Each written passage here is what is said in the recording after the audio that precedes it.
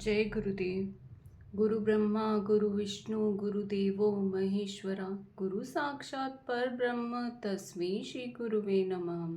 सर्वप्रथम मैं अपने गुरु जी के चरण स्पर्श करके आरंभ करती हूँ।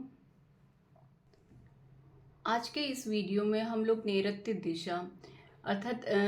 साउथ वेस्ट कॉर्नर जिसे कहा जाता है, अर्थात दक्षिण और पश्चिम के बीच की जो दिशा होती है वह साउथ वेस्ट कॉर्नर कहलाती है, नैऋत्य दिशा कहलाती है, या उसे नैऋत्य कोण भी कहा जाता है।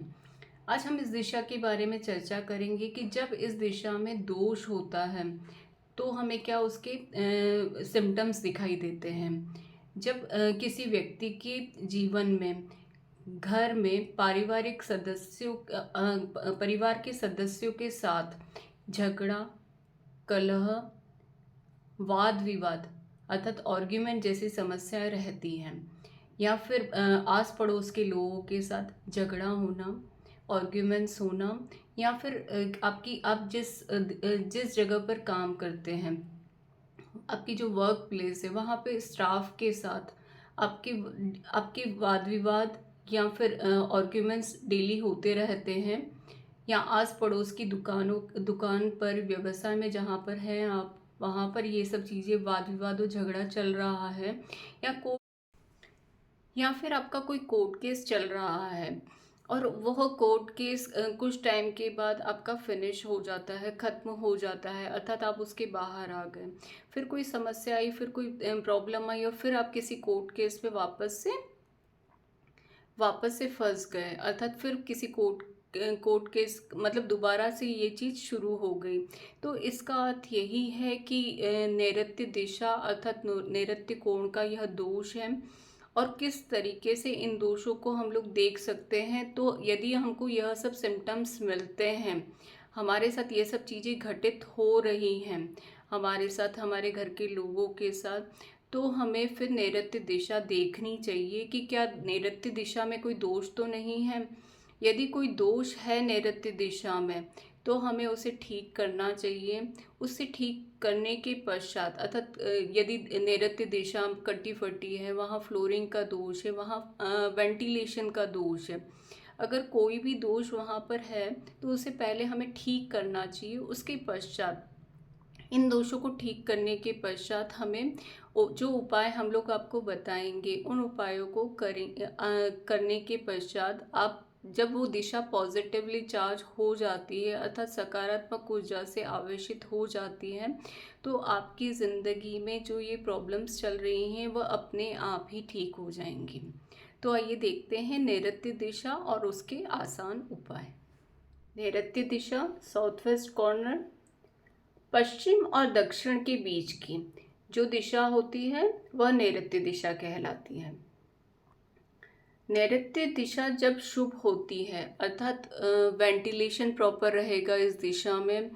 प्रॉपर वॉल्स वगैरह प्रॉपर है, कोई कटा फटा नहीं है, फ्लोरिंग प्रॉपर है, दिशा का दोष नहीं है, मर्म का दोष नहीं है, शल्य का दोष नहीं है, सभी चीज़ बिल्कुल ठीक है, वास्तु के अनुरूप है। यह सब यदि शुभ है तो इसका अर्थ यही है कि जिस घर में यह सब चीज़ें शुभ होंगी, नैऋत्य कोण यदि शुभ होगा, वह दिशा शुभ होगी,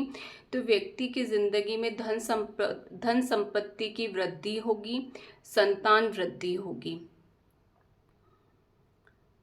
और यदि नैऋत्य दिशा में दोष होगा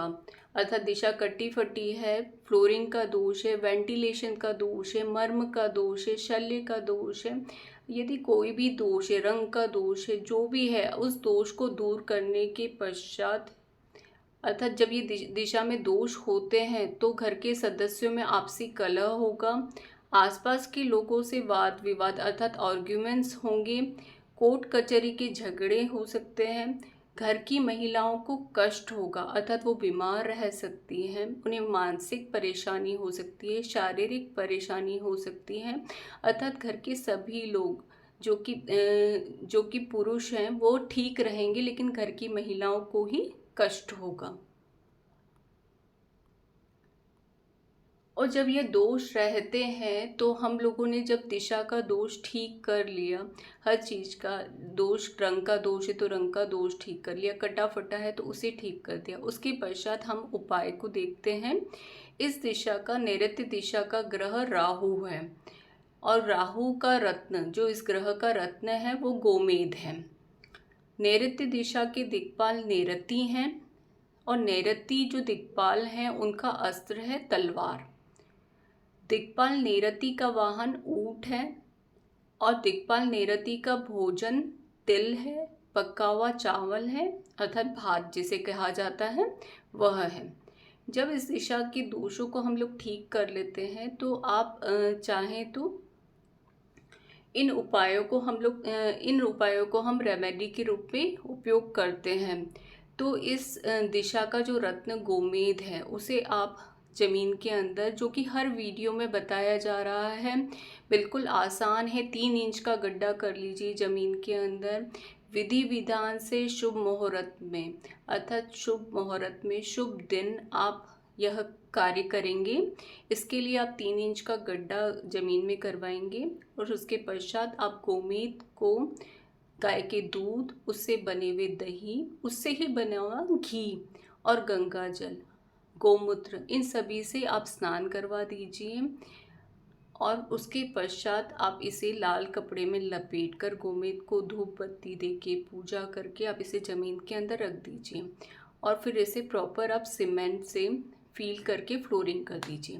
या यदि आप यह नहीं कर सकते तो आप चांदी के या कॉपर के कैप्सूल में, या सोने का कैप्सूल भी हो सकता है, आप उसमें, विधि यही ही रहेगी कि उसे गाय के घी, गोमूत्र, गंगा जल, दूध, दही से स्नान करवा दीजिए, फिर साधारण जल से, फिर धूप बत्ती देके आप इसे चांदी के या जो भी कैप्सूल आप ले रहे हैं उसके अंदर रखकर उसे फिर आप वॉल के अंदर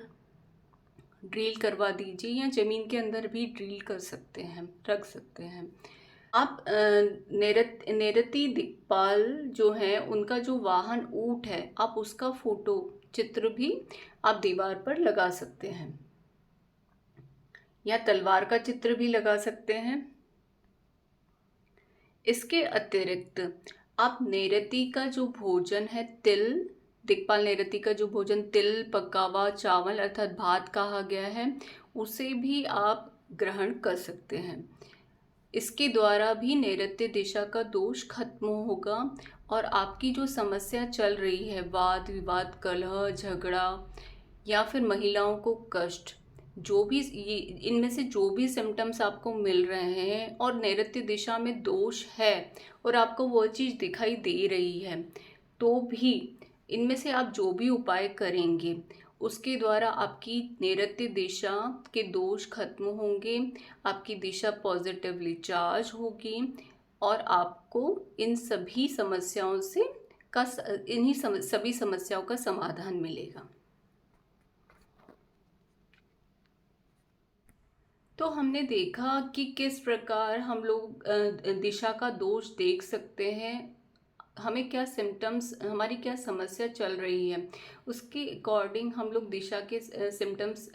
दिशा के दोष देख सकते हैं, और उस दिशा के दोष देखने के उपरांत हम लोग उस दिशा की जो उपाय बताए जा रहे हैं उनको कर सकते हैं। पहले हमने दोषों को खत्म किया, उन दोषों को ठीक करवाया, उसके पश्चात जो उपाय बताए गए हैं उनमें से जो आपको उपाय ठीक लगता है उस उपाय को आप करके उस दिशा के दोष खत्म कर सकते हैं।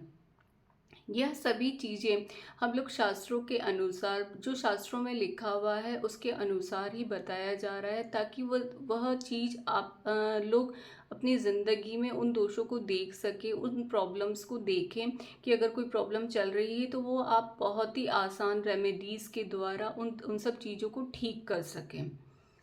अतः बहुत बहुत धन्यवाद आपका। जय गुरुदेव।